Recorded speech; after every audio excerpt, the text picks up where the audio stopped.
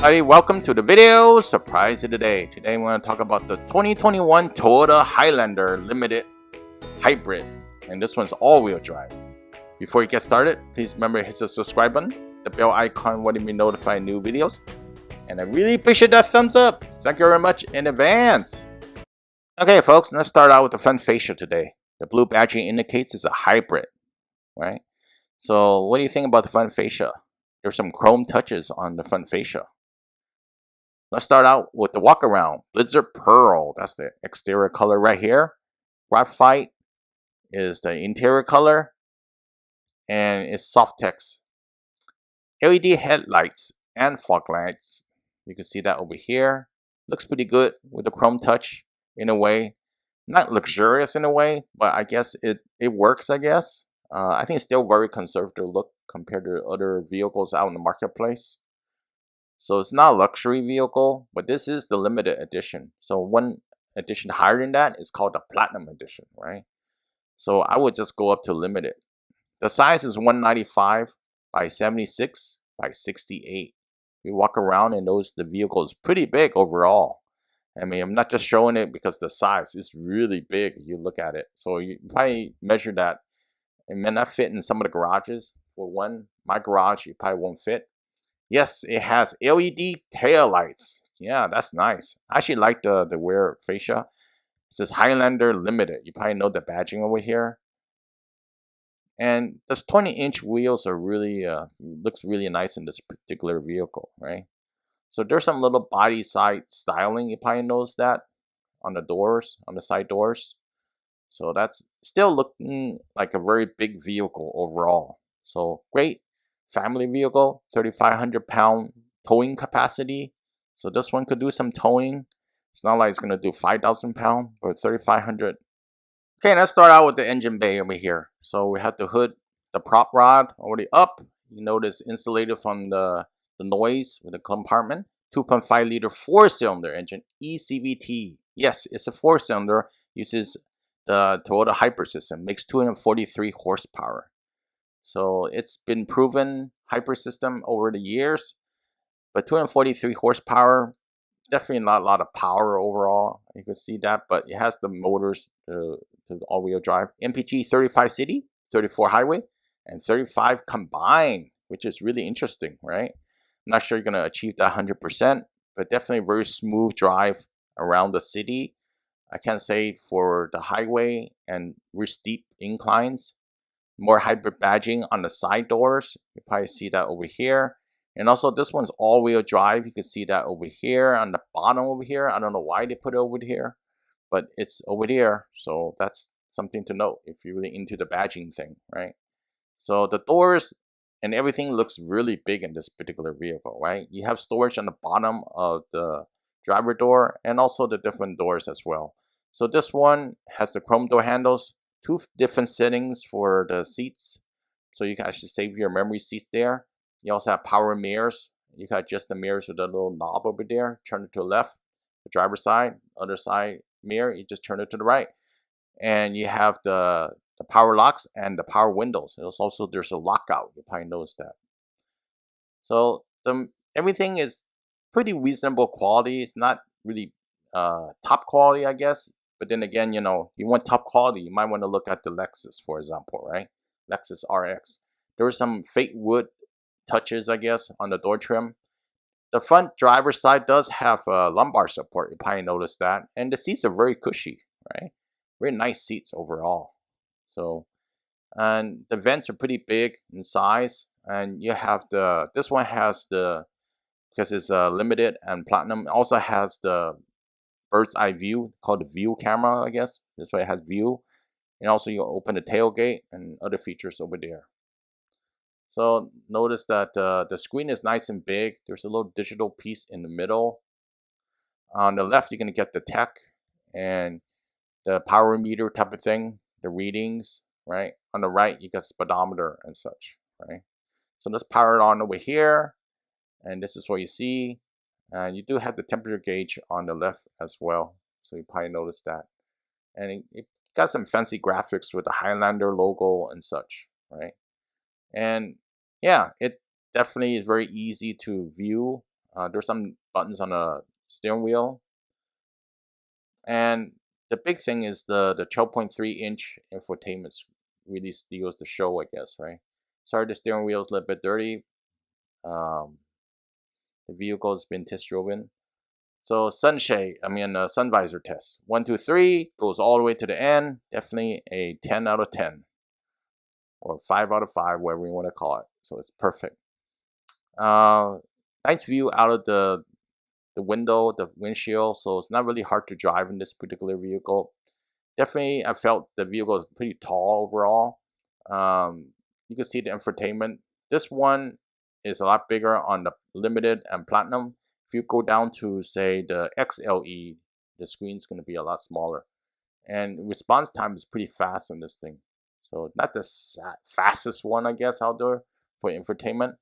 But I definitely, with the bigger system, the JBL sound system and such, I found out that it sounds so much better, and the controls are easier to use. You can put a phone over here and run the wire down if you wanted to do that. There's sport, normal, and eco drive modes. Automatic brakes. There's a T charger over here. Push the button, you could charge most of the phones out there for Apple iOS and Android. So you got the automatic brakes. You also got brake hold. I don't know what you think about this roller type of armrest. For me, I didn't really like that much.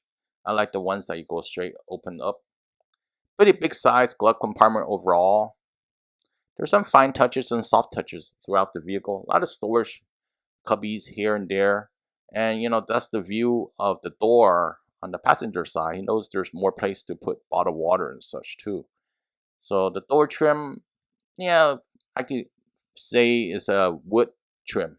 Notice there's a little speaker also on the A pillar over here. It says JBL. So you only get that on the limited and platinum that has a JBL. And it sounds so much better with the JBL system, in my opinion. Okay, but of course you have to pay for it. And another view of the interior from the passenger side. This one has the sunroof or moonroof, what you want to call it. Front passenger doesn't have lumbar support. That's a bummer. You're paying so much, really similar to the RX price. You don't have lumbar support. Come on, Toyota.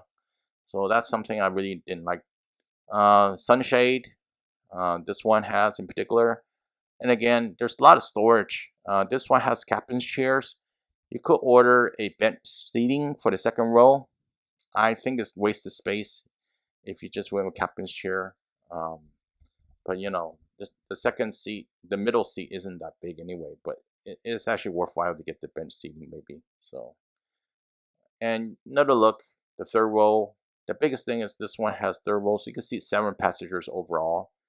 2 in the front, 2 in the middle, and I think 3 in the back. So 3, 4, 5, 6, 7. So not 8 unless you get the bench seating in the second row. And I'm gonna adjust the seats a little bit. So there's some ample leg room, I guess, if you sacrifice. That's too much sacrifice, I guess, over here. So I'm gonna move that a little back. I think it's the second pull button or something, what you call that, right? To pull it. And there, I think that's enough sacrifice. Then the third row has some space and the second row has some space. You could recline the seats in particular. So, a little bit tight still, but yeah, maybe you could bring the soccer team home or something like that, right? So just a few extra guests. They also have the map pockets in the back. Notice this one has the soft text. Yes, you could move the seats. Simple as moving it like that, right? Once you open, pull the trigger for the lever, you just move it like that. The third row is floated flat right now. There's still some space. Another angle from the other passenger, second row, and you can see there's quite a bit of space in the middle. And these cabin chairs are really big. Everything is really big in this vehicle, you probably notice, except the little window in the back over there. It might be a little bit hard to see if you're backing up. So, yeah, tall passengers won't have a problem seating. And all the seats are very comfortable. This limited one has perforated seats. So that's a plus. If you go for the XLE, for example, they don't have perforations on the seats because these have ventilated seats. So that's something to note. If you want ventilated seats, hot and cold adjustments, then you want to go for, say, the limited or the platinum edition. If you're cross shopping, make sure you cross shop the RX before committing to the Highlander. That's my opinion, because they're very close in price. The material wise, definitely the Lexus will have a better material. These are not bad material at all. You can probably see that over here. Very smooth quality material that will last over time. The seats are folded over here. You probably notice that it's not going to be 100% flat to the floor, so a little angle to it, right?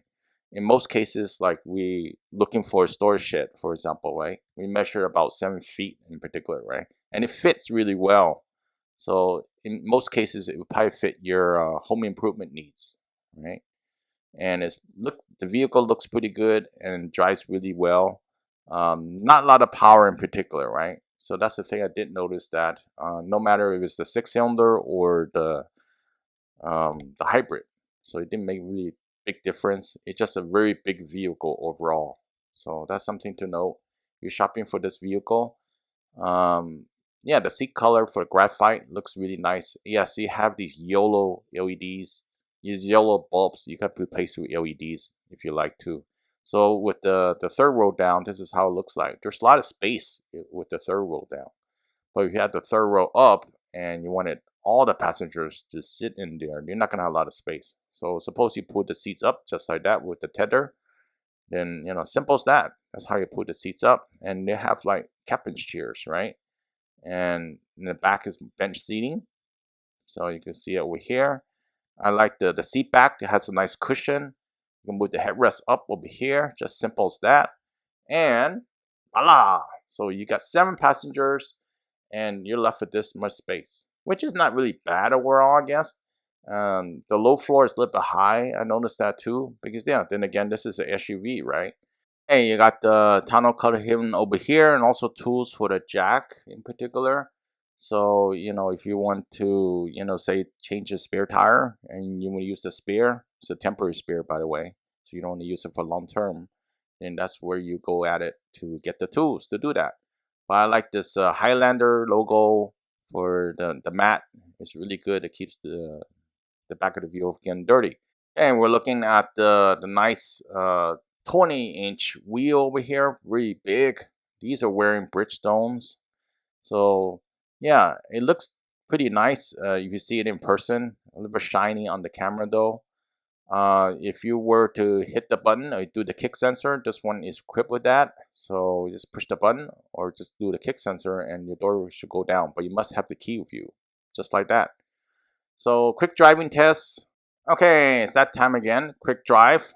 Didn't have a lot of time with the vehicle because the dealership was closing for the day. So I could tell you the vehicle for the 6-cylinder and the hybrid didn't make a lot of difference. It was a big vehicle and the performance of the engines just weren't that strong, but it works. It just wasn't really that strong overall for acceleration and such, right? Hey, the MSRP for this particular one is $47,440 plus destination, and there's a few options in this one in particular. Okay, here's my pros and cons. Your opinion may be different. And when I drove it, I found this vehicle very smooth. It had ample power, great for the city, and a lot of space, and it works for most families. What I didn't like is I didn't have a lot of power in particular, especially the hybrid one going uphill, and the 6-cylinder probably be more powerful. And also the price is very similar to, say, the RX entry-level price. So you want to shop those around. Hopefully this video helps you out. Please help me with a thumbs up so that people see this video. Have a comment below to help others. Please post it below. And I want to also thank Toyota of Walnut Creek for having this vehicle for me to test drive and test out. And I see you next time. Have a good one. Bye.